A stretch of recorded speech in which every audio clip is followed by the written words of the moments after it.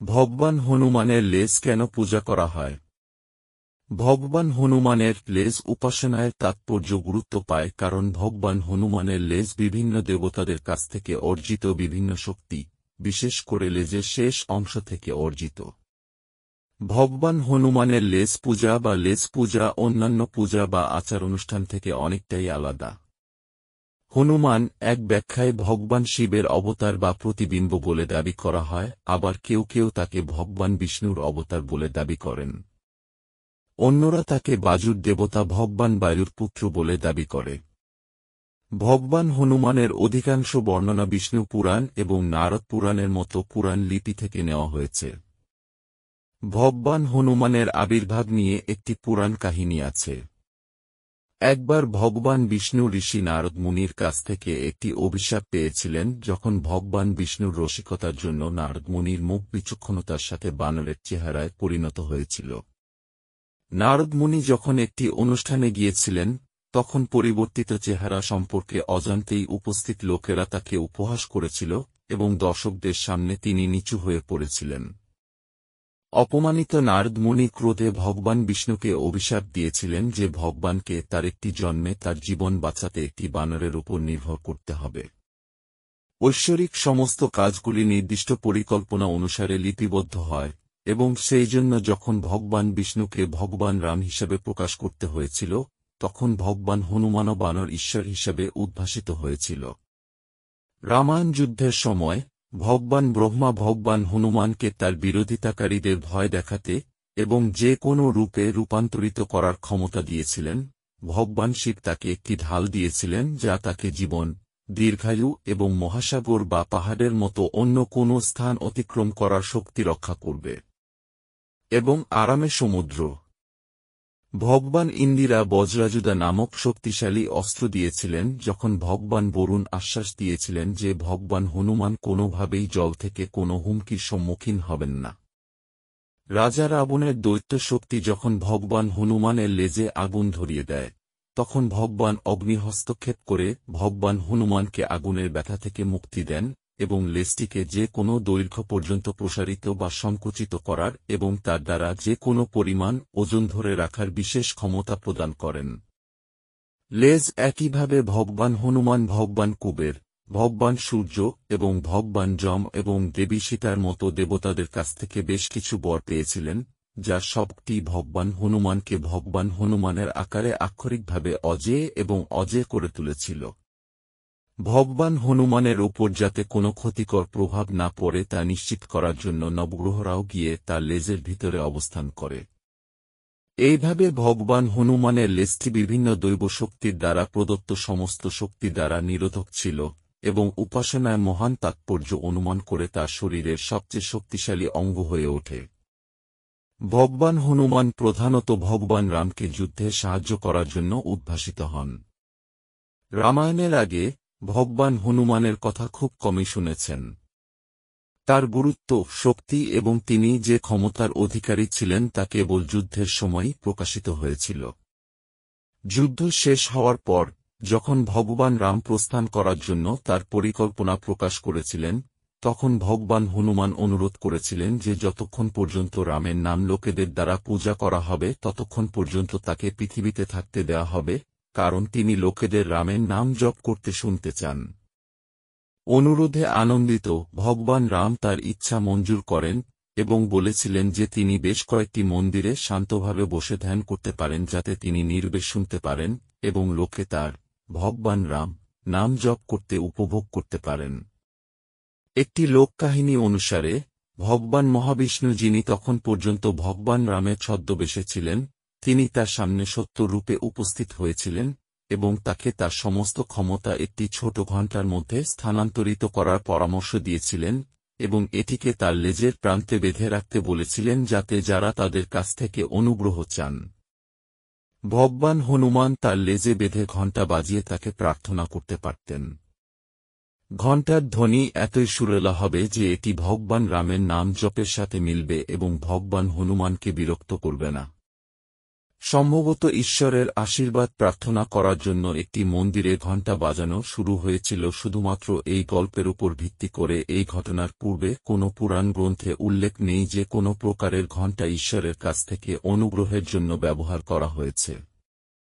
আরও ভগবান বিষ্ণু পরামর্শ দিয়েছিলেন যে যারা কিছু আচার অনুষ্ঠান অনুসরণ করে ভগবান হনুমানের লেজের উপাসনা করেন এবং নির্দিষ্ট অনুগ্রহ কামনা করেন, তাদের উপাসনা শেষে যখন তারা তার লেজে ঘণ্টা বাজান, তখন ভগবান হনুমান যেন তার চোখ খুলে দেন এবং তাদের কাঙ্ক্ষিত বর দেন এবং তাদের উপশম করেন অভিশাপ ও অন্যান্য মন্দ কাজের ক্ষতিকর প্রভাব থেকে। এটি প্রধান কারণ কেন পণ্ডিতরা পরামর্শ দেন যে হনুমানের লেজের প্রান্তে ঘণ্টা বেঁধে কেবলমাত্র হনুমানের রচিত ভঙ্গি রাখতে হবে, ভঙ্গি যাই হোক না কেন, যার মধ্যে কিছু ভগবান হনুমান সঞ্জীবী পর্বতকে আকাশে উড়িয়ে ভগবান রামের সামনে বসে আছেন বা ভগবান শিবের কাছে প্রার্থনা করা বা শিবলিঙ্গের আগে তাপসে বসে থাকা ইত্যাদি। তবে সতর্কতা, পঞ্চমুগা হনুমান এড়িয়ে চলুন কারণ ভঙ্গিটি যুদ্ধের ভগবানের এবং সাবধানে কিছু আচারের সাথে প্রার্থনা করা দরকার। কেউ ভগবান হনুমানের উপাসনা করতে পারে অশুভ শক্তির হাত থেকে পরিত্রাণ পেতে। নির্দিষ্ট সময়ের জন্য প্রতিদিন তার লেজে সিঁদুর পেস্ট দিয়ে একটি বিন্দু রেখে তাদের প্রকৃত প্রার্থনার উত্তর পেতে পারেন। সাধারণত প্রতিদিন লেজের শেষে সিঁদুর পেস্টের সাথে একটি বিন্দু লাগালে অনেক উপায়ে সমৃদ্ধি আসবে। যেহেতু সমস্ত শক্তি এবং বেশ কয়েকটি ঐশ্বরিক শক্তি ভগবান হনুমানের লেজে নিহিত রয়েছে, তাই ভগবান হনুমানের লেজ পূজার অনুশীলন শুরু হয়েছিল। প্রতিদিন লেজে সিন্দুর বিন্দু লাগান কেন?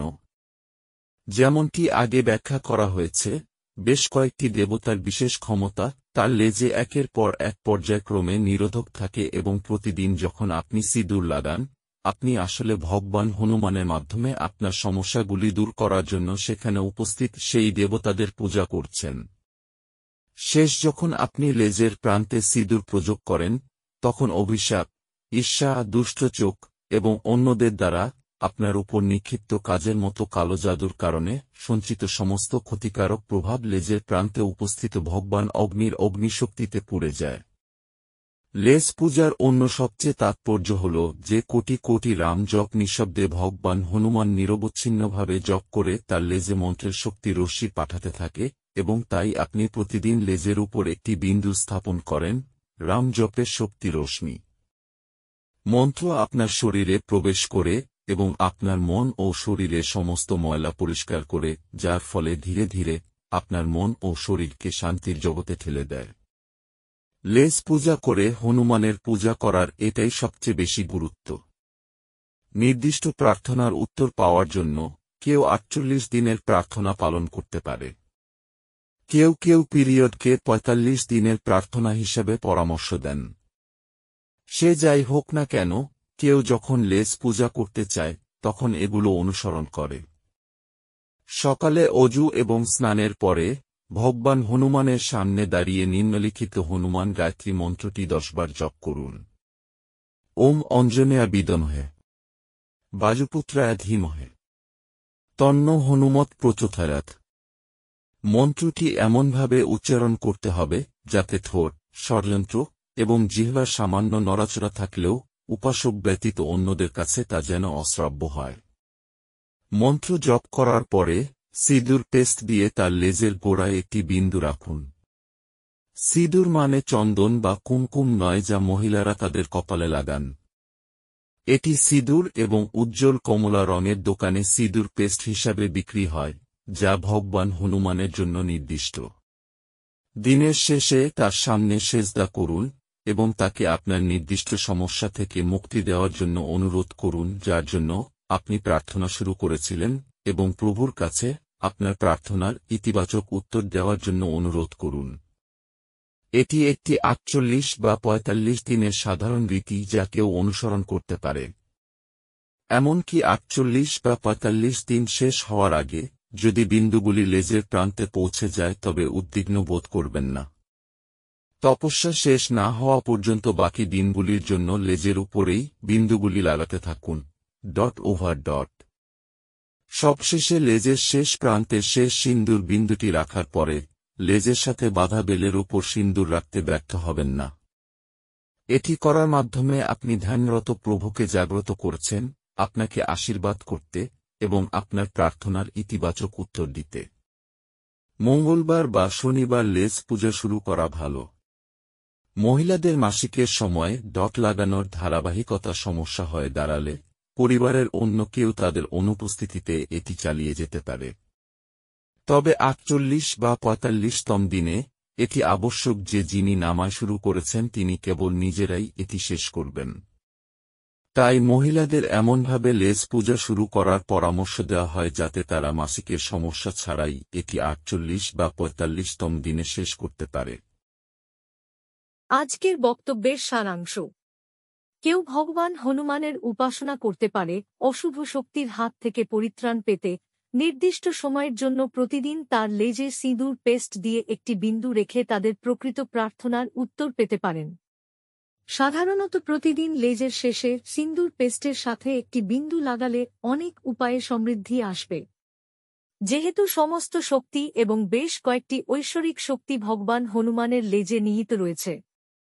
ওম হনুমতে নমঃ।